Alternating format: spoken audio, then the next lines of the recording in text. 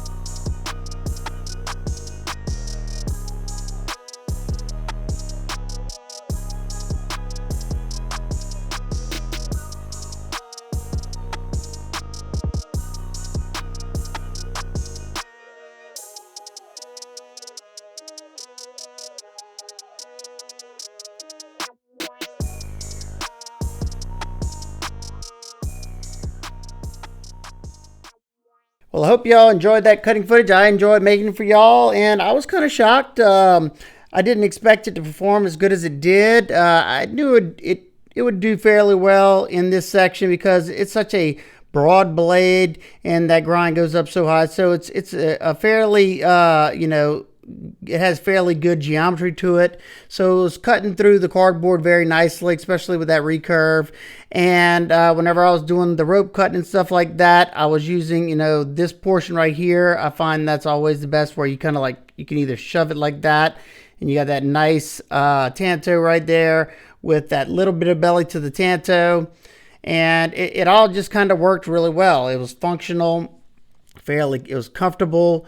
You have, nice, comfortable micarta scales. So yeah, it wasn't what I expected it to be. Now let's check out the action. This thing's got excellent action, of course, because it's got a pretty beefy blade. So whoop, it's definitely fall shut. You have two means of deployment, but for mine, the detent is dialed for that flipper tab. It comes out very snappy with that flipper, and that's understandable because it's a heavy blade. So if you have too light of a detent, to cater toward that hole, then your blade could possibly shake out rather easily. So I understand that. I'd rather it be, dialed for that flipper than make it unsafe to carry. I can use that, but I gotta really put some force in it to reverse flick it. I can thumb roll it a little bit easier because I can push down on the blade like that. So if you're into reverse flicking, you might want to watch a few more reviews and see if theirs is pretty stout like mine. I could have just gotten one that's a little bit stronger than the rest. Your flipper tab does have jimping on there, and it's a rather big flipper tab, so you're not going to miss it. It likes that light switch, I find. You can do a push button if you want to grab on the top and push down. It just feels a little bit more natural with that light switch action. Those ceramic bearings allow it to fly out. You have a ceramic detent ball, nice buttery smooth action. One thing that bothers me, it might not bother the average person, but I mean, I'm not average when it look at my hands. Whenever I flip the knife, this where it drops off right here, my finger comes down that right there, and it's not sharp or anything. It's just not comfortable for me to land on. I did kind of start learning just to go from the side and just kind of stop it right there. Like I said, it's probably not going to bother the average person, but for me, after a while, it does start to bother my finger. Now let's take a look at these scales. Like I said, you have green canvas micarta scales that have that nice texture feeling on it. That's just the way I like it. They didn't bring it to a polish or anything, so you get a lot of grip from that. Very nice. You have that ribbed look right here on the flat portion of the scale, just like on the blade. You have I'm guessing, aluminum blue pivot collar on this one. You have T8 hardware throughout, except for the pocket clip, which is T6. Your pocket clip is tip up right hand carry only. Let's check it out in the pocket. Now, even though I do not like the look of the clip, it just looks like an afterthought to me. I will say it performs outstanding. It goes in and out of the pocket, I found rather easily, and holds it there nice. You do have a lot sticking out, but this is a big, beefy blade, so you want to be able to grab it and not slip off of it. So you definitely have something to grab a hold to, and it pulls out nice. It went in and out of my jeans very nicely, and in my thin shorts very nice. Also, about the pocket clip, if you're somebody who wears very thick pants, you may have trouble getting it. It's not a whole bunch of room underneath there. I didn't have any problems with my jeans or my shorts, but like I said, if you have thick pants, it may not go underneath here because the lip, this doesn't come up that high, but if it went up any higher, it would dig into your palm. So something to think about. Your blade to handle ratio is pretty good. You have, I don't know, maybe a quarter inch left that could have not been there, but it doesn't look, super unproportional or anything. You have a nice raised micarta backspacer that has some little jumps right here, and I guess if you want to use that as a skull crusher or something, you could, but it is micarta. and I was worried that this raised portion would bother me in the hand. I did not notice it at all. Your liners have been skeletonized in there. Hopefully y'all can see that. Let's check it out on the scale. First off, in grams, 195.2 grams and 6.88 ounces. So definitely not a lightweight, but I knew that going into it. Now let's take a look at the lockup. You're sitting at around, I'd say 70 to 80%. Nice thick stainless steel liner. Absolutely, I mean, there's no up and down, no side to side, no play whatsoever on my particular sample. You have very good lock bar access because of this cutout right here. Easily gets that lock bar to disengage that lock. All right, for some quick size comparisons, pivot to pivot, we have the Kizer Roach and the Kizer Sheepdog. The Kizer Roach has a little bit, I'd say hair longer blade, but you have much more cutting edge on the Mini Paragon, and the Sheepdog is a good bit smaller in all dimensions. These are just good, beefier knives to show. Next up, we have the Ontario Rat Model 1 and the Off-Grid Knives Rhino. These are good size references. Overall length is close to the Rat 1, except you have more cutting edge on the Mini Paragon. And overall length and beefiness is very similar, except you have a much wider blade, but you have about the same cutting length on these two. Last up, we have the Artisan Proponent and the Kizer Towser K. The Proponent is also a super beefy knife. It's beefier in the handle in the Proponent. You have about the same exact overall length. You have more cutting edge on the Mini Paragon, and it's smaller. I mean the Towser K, I'm sorry, is smaller in overall dimensions.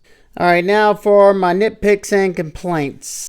First up, I talked about it briefly, but these two jimps, I don't like that, especially if I'm choked up like that. It's just not comfortable. I would have rather them be two fine cut jimps. I'm sure it's for aesthetic purposes, but I'd much rather have a knife that's comfortable than to look, cool in that little bit of a way. Next, I talked about this as well, and it's probably, like I said, not something that would bother majority of the people, but for some reason when I flip the knife, this is kind of uncomfortable for me. They did a good job of softening it, so like I said, it's probably just me, so it's just a nitpick. And lastly, even though it functions nicely, I just think it's an eyesore there, and there's not a whole lot of room underneath there for thick pants. But once again, it's just a nitpick because, like I said, it carries nicely, and that means more to me than something that looks nice and just is uncomfortable. So my overall thoughts and opinions of the knife, I think it's something different. Glad to see Kizer taking on, something like this. Some companies wouldn't want to do all this crazy grinding and stuff like that. It's an interesting looking design. It's kind of a fun one to use. And if you're wanting a nice beefy knife, this is a good option. I wouldn't buy it as a hard use knife because I just don't see it as that. Like I said, it is a liner lock, and you're not going to want to use it too hard. And the price tag for me is a little steep. I get it. It's a big old wide chunk of 154 cm, but I would have much rather to see it be in, say, the same price tag as, say, a Sheepdog or the Roach, or make it in a little bit cheaper steel and make it same like this right here. I think is like $50 on Amazon, and it's got a big old chunk of steel. So I don't know, I don't think it's super out of line, but I would have much preferred it to be in the 80 to upper 80s maybe price range than the $120 price range. I think $100 would have been like, the max where I think it would have still been, a good value. Now, I don't think it's a terrible value, but, gotta mention that. So there you go. If you have any questions, comments, concerns, please just leave them down below. And I hope everybody's having an absolute amazing day. I will see y'all jokers on the next one. Peace.